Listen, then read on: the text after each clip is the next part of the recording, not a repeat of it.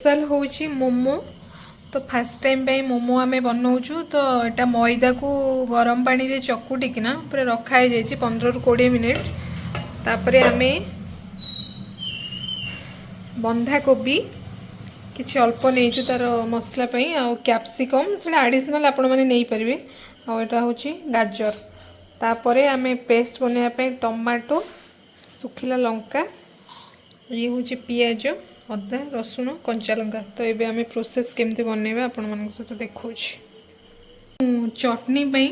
तो किछि पानी रे सुखिला लंका रसुण 2-4टा टमाटो दीटा ताको भल भाव सिझे दबा। देन ताको पेस्ट बनैबा। हमर मसला प्रस्तुत चली कढ़ई रे तेल पड़ी तो कंचा लंका पड़ला अल्प रसुण अदा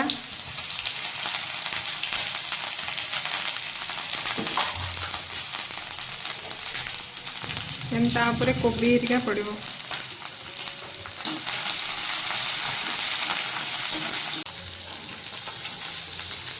पियाज पड़ला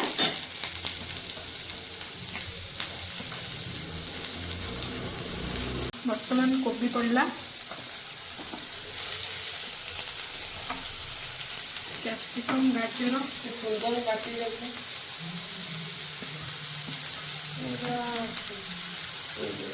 मसला भी प्रस्तुत होउची।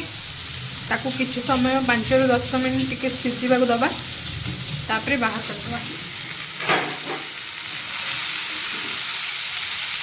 मसला पके दे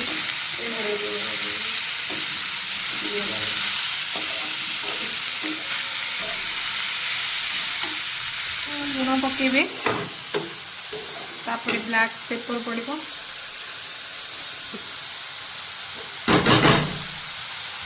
बेसी नहीं अल्प पड़ो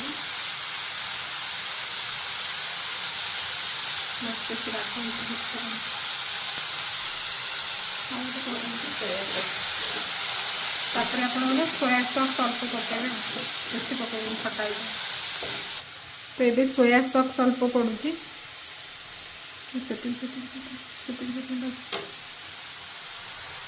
ये आम प्रस्तुत करवा। अल्प तेल पकेबा से आमे पूरा छोट छोट कर रखि रसुण को पकेबा अल्प अदा पकेबा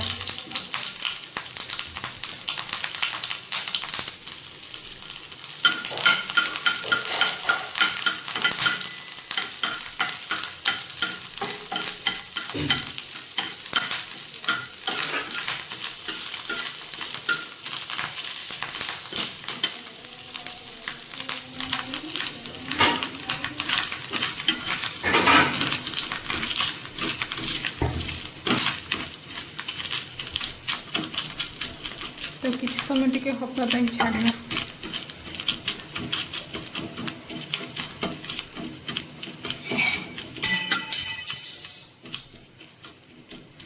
से टमाटो जो रखी पेस्ट को पकेबा।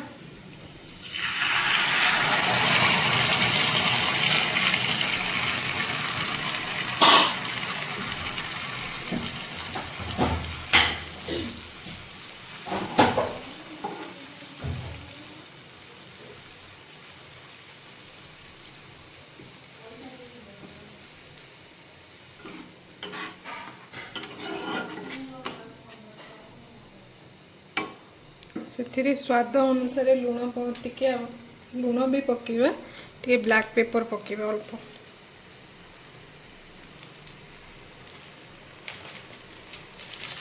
स्वाद अनुसार लुण पकेबा।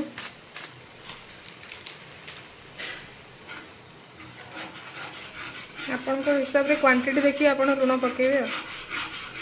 सोया सॉस पके देइची आ टमाटो सॉस किछि पकेछि। तो ये ताको हम भल भाव मिक्स करवा। देन आमर प्रस्तुत हो चटनी।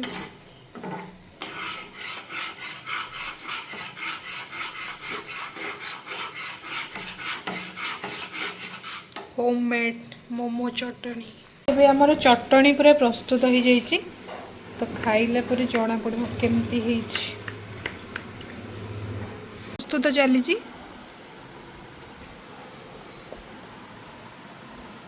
मोमो प्रस्तुत चली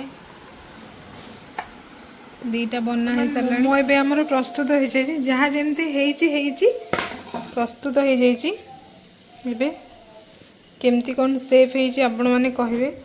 तो एथिरे एबे आमे मोमो बसई दबा जेहेतु आम पाखे मोमो बनवाई किसी नाही तो आमे एथिरे बसईबा मोमो ता देहरे देदबा जहाँ जेमती ହେଇଛି आपण मानक घरे जदि मोमो बनवा पई थिबो देन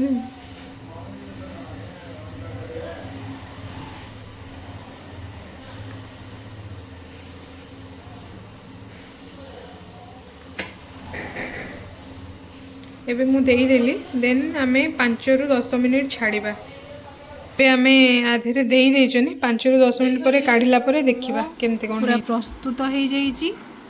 एठी अछि हमर मोमिनिस आउ ये हला होममेड चटनी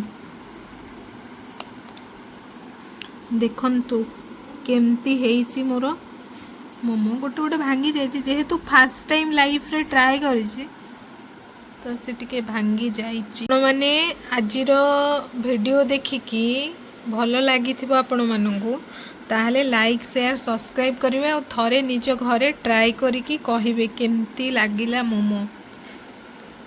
रहिली जय जगन्नाथ।